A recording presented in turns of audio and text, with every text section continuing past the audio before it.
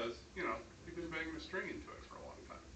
Now all of a sudden, instead of having that center high point, which is exactly where that note happens, you've got any number of possibilities for that string to leave the fret.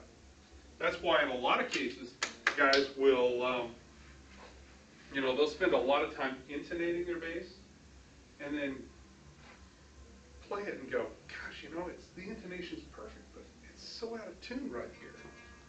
Well, it's because that fret isn't giving you the note that you really want right there. So, a lot of times what happens is, what I'll do is probably the repair I do more often than any is called fret level. Because over the course of time, instruments wear. And I'm going to spend this much time on the fingerboard, then we'll talk about the bridge, and we'll talk about the truss rod. The fingerboard, because of wear, becomes something other than perfect, something other than what you originally bought when it was new.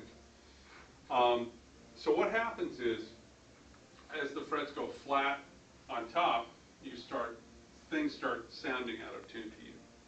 So what needs to be done is, and fretwork can also cause a problem as far as buzzing is concerned. Because let's say this fret is, let's say you played A a lot.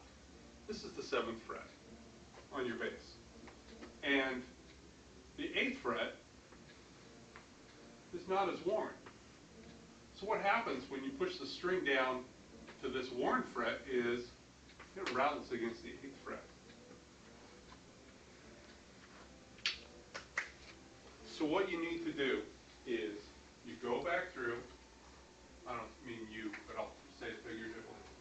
You go back through and you take all the frets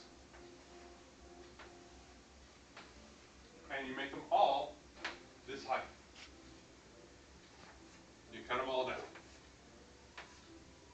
until all the frets are the same height.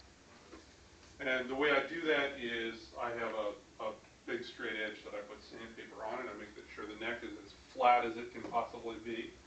And I take that big precision ground bar of steel and I just sand the crap out of the frets until they're all the same height.